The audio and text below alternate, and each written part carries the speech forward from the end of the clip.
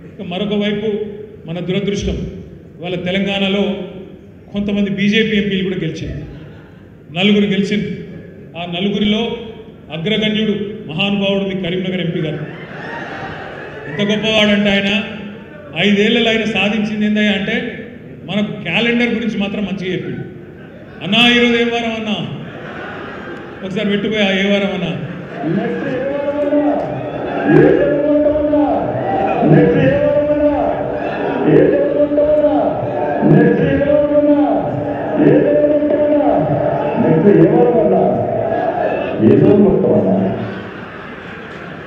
ఈరోజు ఏం వారం అన్నా, రేపు ఏం వారం అన్నా.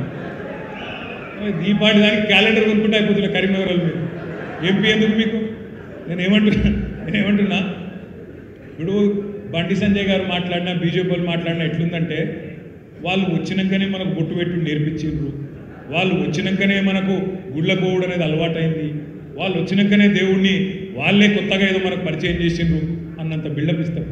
నేను ఒకటే మిమ్మల్ని కోరేది, మనం కూడా హిందువులమే, మనం కూడా హిందూ ధర్మాన్ని బలంగా నమ్మేటోళ్ళమే, కానీ వాళ్ళ లెక్క రాజకీయం కోసం మాత్రం దేవుణ్ణి ఎన్నడూ వాడుకోలేదు. యాదాద్రి లక్ష్మీ నరసింహస్వామి దేవాలయాన్ని ప్రపంచమే అబ్బురపరిచే విధంగా కట్టినా దాన్ని రాజకీయం చేయాలని చెప్పి కేసీఆర్ గారు ఎన్నడూ కూడా ప్రయత్నం చేయలేదు.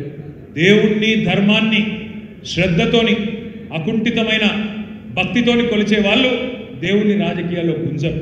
ఇవాళ దిగజారుడు రాజకీయం చేస్తున్నారు బండి సంజయ్ గారు. ఒకసారి మీరు ఆలోచన చేయండి, 5 ఏళ్లలో కరీంనగర్ పార్లమెంట్ సభ్యుడిగా బండి సంజయ్ గారు కరీంనగర్ పార్లమెంట్కి ఏం చేసిండు? ఈ ప్రశ్నకు సమాధానం చెప్పే సత్తా ఉందా?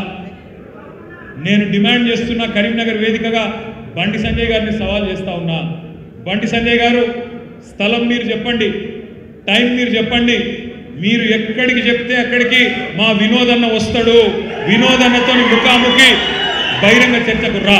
కుమార్ గారు ఏం చేసిండ్రో సవాల్ విసురుతా ఉన్నాం, బీఆర్ఎస్ తరఫున రా, చెప్పు, వచ్చి కావాలంటే మేమే హాల్ బుక్ చేస్తాం, మేమే మొత్తం ఇంతజాం చేస్తాం, రా, వచ్చి మా వినోదన్నతోని ఒక్క డిబేట్లో, సబ్జెక్ట్ కూడా నీ ఇష్టం, సబ్జెక్ట్ కూడా నీ ఇష్టం, హిందీయా ఇంగ్లీషా తెలుగా నీ ఇష్టం, ఏం మాట్లాడతారు పోయి నాకు అర్థం కాదు. ఒక్క మాట్లాడితే మతం అంటాడు. నేను ఒకటి అడుగుతున్నా, మతం అయితే వేములవాడలో రాజన్న దేవాలయం లేదా? కరీంనగర్ లోక్సభ పరిధిలో వేములవాడలో రాజన్న దేవాలయం లేదా? ఇల్లందకుంటలో హుజూరాబాద్లో ఇల్లందకుంటలో రాములవారి దేవాలయం లేదా? ఎక్కువ దూరం లేదు, పక్కనే సొప్పదండిలో కొండగట్టులో అంజనాలయం లేదా?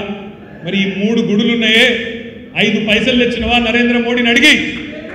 5 ఏళ్లలో 5 పైసలు తెచ్చినవా? ఒక్క గుడి గట్టలే, ఒక్క బడి గట్టలే, మీదికి వెళ్ళి బిల్డప్ ఒకటి. నేను ఇంకొక మాట అడుగుతున్నా, మా గంగుల కమలాకరన్ ఇక్కడనే ఉన్నాడు. గంగుల కమలాకరన్న తిరుమల తిరుపతి దేవస్థానం అక్కడ ఉండే జగన్మోహన్ రెడ్డి గారిని, అక్కడ ఉండే టీటీడీ బోర్డు చైర్మన్ కలిసి ఇలా అద్భుతమైన అపురూపమైన వెంకటేశ్వర స్వామి ఆలయాన్ని కట్టించింది మా గంగుల కమలాకర్ గారు, మా వినోద్ కుమార్ గారు కాదా? ఇది వాస్తవం కాదా? అంటే ఇక్కడ హిందూ గానోళ్ళు ఎవరు ఉన్నారు? ఇవాళ గంగుల కమలాకర్ గారేమో ఇక్కడ 10 ఎకరాలు ఇప్పించి కేసీఆర్ గారితో మాట్లాడి వినోద్ కుమార్ గారు ఆయన కలిసి బ్రహ్మాండమైన గుడి ఇక్కడ వెంకటేశ్వర స్వామి గుడి కట్టిస్తే అక్కడికి వచ్చి మాత్రం మొక్కుకొని పోయింది, అది వేరే విషయం. కానీ సాటుకు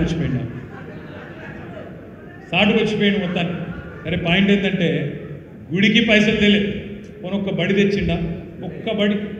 ఒక్క నవోదయ పాఠశాల తెచ్చిండా? కొత్త జిల్లా అయితే రాజన్న సిరిసిల్ల జిల్లా కొత్తదైంది, జగిత్యాల జిల్లా కొత్తదైంది, ఈ 2 ఆయన పార్లమెంట్ పరిధిలో కొంతున్నాయి. ఒక్క పాఠశాల తేగలిగిండా? వినోద్ కుమార్ గారు ఇక్కడ పార్లమెంట్ సభ్యుడిగా ఉన్నప్పుడు IIIT కరీంనగర్కు దాదాపు వచ్చినంత పని అయింది. ఈ లోపల ఎలక్షన్ వచ్చింది, ఆ పని ఆగిపోయింది.